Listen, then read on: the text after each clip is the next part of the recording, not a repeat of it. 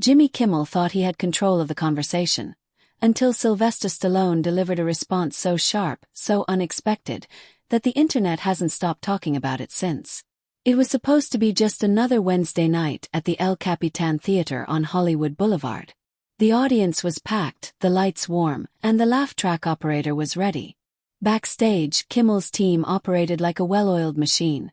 Makeup touch-ups, teleprompter adjustments, last-minute producer instructions whispered in hushed tones. Nothing about the evening suggested a moment of television history was about to unfold. Sylvester Stallone arrived on schedule, not a second late. Dressed in a navy blue sport coat over a black shirt, he looked relaxed, maybe even amused. The man had been doing talk shows since before half the crew was born. His agenda for the night: plug the second season of Tulsa King, maybe share a funny on-set story and go home. No surprises expected. But tension had been simmering. A week earlier, in an interview with the Palm Beach Post, Stallone had made an offhand remark about leadership in Hollywood, casually likening Donald Trump to a wrecking ball. He added, "Sure, but sometimes you need one to clear out the junk." The internet, as expected, erupted. Some cheered. Others criticized him. Stallone, however, neither doubled down nor backpedaled. He let the comment breathe, a move that all but guaranteed someone would press him on it live. That someone, of course, was Jimmy Kimmel. Kimmel is known for his sharp tongue.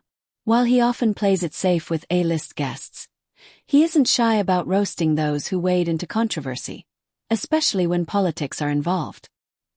His writers likely saw Stallone's comment as prime material for a light-hearted roast. Backstage, Stallone sipped his water and exchanged jokes with the crew. He seemed at ease, but if anyone looked closely, they might have noticed that his smile didn't quite reach his eyes. He wasn't nervous. He was ready. There's a difference. The show kicked off on cue. Kimmel opened with his usual monologue: jabs at tech billionaires, a Hollywood divorce, and a few political quips. Then came the transition. "Ladies and gentlemen, my next guest is the man who made boxing gloves fashionable, took on Russia in the Cold War, and apparently thinks Donald Trump is the second coming of Abraham Lincoln. Please welcome Sylvester Stallone." Some in the audience laughed. Others winced. Stallone walked on stage, smiling wide, shaking hands with Kimmel before taking his seat. Before he could even settle in, Kimmel leaned forward, smirking. "So sly. Trump, huh? I guess Rocky took one too many hits to the head." Laughter. Applause. But not from everyone. Stallone didn't flinch. He wasn't angry. He wasn't offended.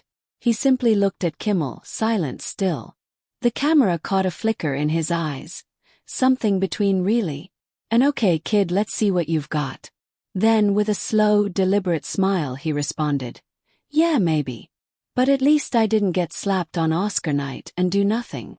The silence that followed wasn't awkward. It was electric. And then the eruption. The audience exploded. But this wasn't scripted laughter. This was something alive. People weren't just reacting to a clever line. They were reacting to who had said it. Stallone had just flipped the script, on live TV. For the first time that night, Kimmel looked thrown. His smirk faltered. He leaned back in his chair, blinking. "Okay," he said, forcing a chuckle. "We're going there tonight." Stallone let the moment breathe. He didn't need to raise his voice. He didn't need to play for applause.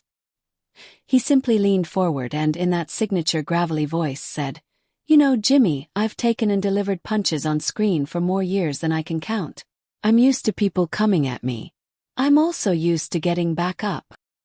His tone wasn't defensive. It was deliberate.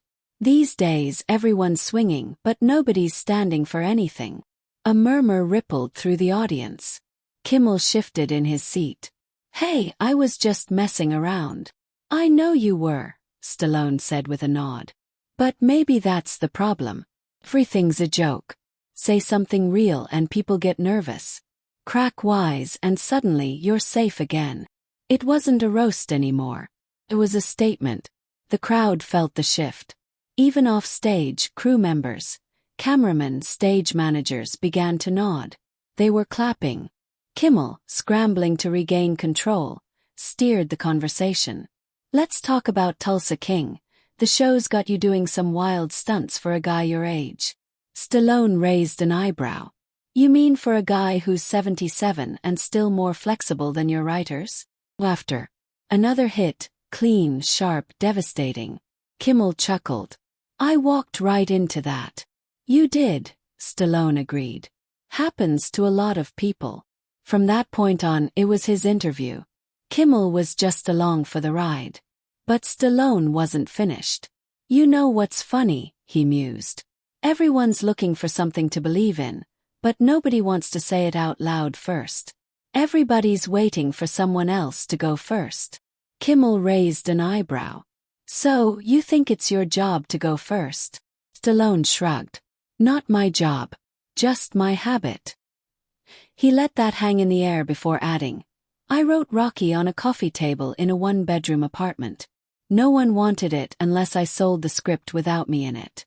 I said no because if I'm putting my name on something, I need to believe in it, even if no one else does." Silence. Not awkward, heavy. "You ever worry saying stuff like this could hurt your career?" Kimmel asked. Stallone locked eyes with him. "Jimmy, I'm 77. You think I'm worried about career points?" Applause erupted again. This time there was no laugh track cue, just raw reaction. "You reach a point," Stallone continued, "where you realize all the awards, red carpets, they don't mean anything if you're afraid to speak." The audience was leaning in now. Kimmel, now fully in spectator mode, asked, "So what's the lesson?" "Don't be afraid to piss people off." Stallone smirked. "No, don't be afraid to be yourself. Pissing people off is just a side effect." The laughter and applause that followed didn't feel like entertainment. Felt like truth. By the time the show wrapped, the internet was already on fire. Clips of Stallone's lines were everywhere. TikTok, YouTube, X. The debate you first moment became a trending soundbite. That night, Stallone didn't just win an interview. He reminded everyone why he's still standing. Whether people agreed with him or not, they couldn't deny that Stallone handled himself with clarity, calm, and, above all, purpose. There was no yelling, no forced laughter, no desperate need to be liked. Just a man who meant what he said and said it well. Entertainment media had a field day. Variety ran the headline. Stallone silences Kimmel with brutal, brilliant comeback, while Deadline called it the most genuine moment on late-night TV in years. Even outlets that usually avoid anything remotely political had to cover it. But this wasn't really about politics, it was about presence. That's what people kept saying online. Not Stallone owned Kimmel or Sly went off. It was deeper than that. He handled it. In Nashville, a local radio host opened his show with a breakdown of the interview. In Bakersfield, a small-town barbershop played the clip on repeat for anyone walking in. At a community center in Mesa, Arizona, 2 retired veterans were overheard saying, "Course there were critics. Few pundits took jabs. Some late-night competitors made side remarks, accusing Stallone of bringing politics where it didn't belong. But those voices were drowned out. Not because everyone agreed with Stallone, but because they respected how he handled the moment. There was no apology tour, no PR backpedaling. His team didn't issue statements or corrections. Stallone stayed silent and let the moment speak for itself. In that silence, the audience filled in the blanks. He wasn't trying to be edgy or make a stand. He just said something real and moved on. That's what stuck. That's what people couldn't stop talking about. Talk show hosts debated whether Kimmel had lost control of his own show. Industry insiders whispered about Stallone's team fielding interview requests from platforms that usually wouldn't have reached out. People wanted more of that. Back in Los Angeles, at a small Italian restaurant off Fairfax, Stallone had dinner with 2 old friends, guys who'd known him since before Rocky. The waitress told them people had been stopping by all day, asking if he was the guy who made Kimmel shut up. Stallone just laughed. "I didn't shut him up," he said. "I just reminded him I wasn't here to play his game." The moment had passed, but the ripple effect remained. A talent manager in Scottsdale told a young client, You want to know what makes a star? Watch Stallone on Kimmel. That's it. Not the muscles, not the credits, the control. And maybe that was the part that struck people most, the control. In a time when it feels like everyone is screaming, performing, trying to one-up each other in outrage, Stallone came in with no script, no agenda. Just a calm voice and a steel spine. He didn't beg for applause. He earned it. But there was more to the moment than a simple comeback. Struck a nerve. People kept replaying the clip. Not just for the laughs but to feel something again. That mix of confidence, clarity, and composure hit a nerve in a way that even Stallone probably didn't expect. It wasn't about Trump. It wasn't about Kimmel. It was about someone finally saying what others had been tiptoeing around. Without anger, without fear. In a studio culture obsessed with viral outrage, Stallone's mic drop didn't come with shouting or finger-pointing. Came with poise. That's what made it land. He said it like someone who had been through things, not like someone trying to be relevant, but like someone who already knew who he was. And that was it. The difference wasn't in what Stallone said. It was in how he carried it. In the stillness of his delivery. In the confidence of a man who doesn't measure himself against applause meters or Twitter trends. He'd seen too much for that. In Amarillo, a middle-aged trucker named Dean stood beside a pump, watching the clip on his phone. He shook his head and muttered, "That's how you talk when you ain't scared of losing anything." In Fresno, a retired teacher told her book club, "I don't care about politics, but Stallone, that was character. We need more of that." And that's the word people kept using, character. Not celebrity. Not charisma. Character. A word that's been losing traction in entertainment circles. Too old-fashioned, too rigid. But Stallone brought it back that night, without saying it once. He didn't try to be inspirational or give a motivational speech. But when he said, "I'm not trying to be right, I'm just trying to be real," something clicked. In a world where scripted outrage dominates the screen, and influencers play dress-up with integrity, that kind of statement felt like a punch to the chest. Not aggressive, just solid. And that's why the public didn't buy any attempts to spin it. People had watched the clip, they'd felt it. You can't manufacture that kind of presence. The lesson for many wasn't about politics. It was about posture. How you carry yourself when your values are challenged. How you stand steady when the easy move is to laugh or backpedal. A high school debate coach in Flagstaff showed the clip in her classroom, not for the politics, but as a lesson in composure under pressure. "This," she told her students, "is how you handle disagreement without losing your voice or your head." That kind of composure is rare, especially now. But Stallone reminded people that it still exists, that it still matters. And so, in the days after, Stallone stayed quiet. No tweets, no interviews. He let the noise do what it does, knowing it would eventually wear itself out. Meanwhile, his words kept circulating. Why did it hit so hard? The answer wasn't complicated. Stallone walked into a room where the script was already written, and he flipped it, without raising his voice. He reminded everyone what authenticity looks like when it's not trying to sell anything. He stood his ground, not with arrogance, but with quiet certainty. He reminded us that the most powerful statements aren't always the loudest. They're the ones that don't flinch. And that's where the power really was. Not in what he said, but in how he carried it. When the noise faded and the lights slowed down, and the clip stopped trending, what stuck with people wasn't the viral moment. It was the feeling it left behind.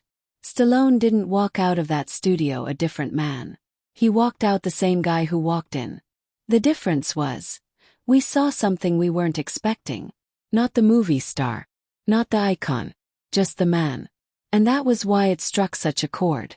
Today, so much of the conversation on TV, online, and even in real life feels filtered, calculated, safe. Everyone's protecting their image, their brand, their job. But Stallone didn't care about any of that. He wasn't looking to score points. He wasn't trying to impress. He simply said what he believed. That's rare now. And people notice rare. Even those who disagreed with him found themselves saying, "Yeah, but he was honest." That's something we're starved for. Honesty without theatrics. Strength without ego. Opinion without shouting. And maybe that's why people shared the clip.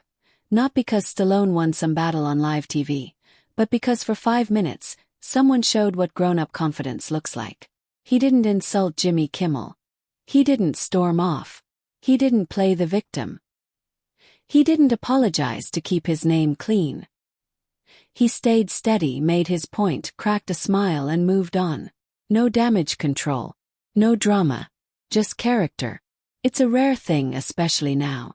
But it's the kind of presence that stays with people long after the clip ends. Kimmel moved on. The show rolled on. The news cycle churned. But that moment stayed with viewers. Not because it was loud, but because it was real. And in a world full of noise, real still matters. Maybe the message wasn't political at all. Maybe it was just human. Stallone's quiet mic drop was a reminder that strength doesn't have to shout. That dignity doesn't bend. That confidence isn't about being right. It's about being sure. And that's something anyone from any background, any belief system, any age can learn from. If this story hit you somewhere real, if it reminded you how important it is to speak with honesty and stand with grace, don't just watch and move on. Share it. Talk about it. Hold on to that feeling. Because when the cameras stop rolling and the applause dies down, all we really leave behind is character.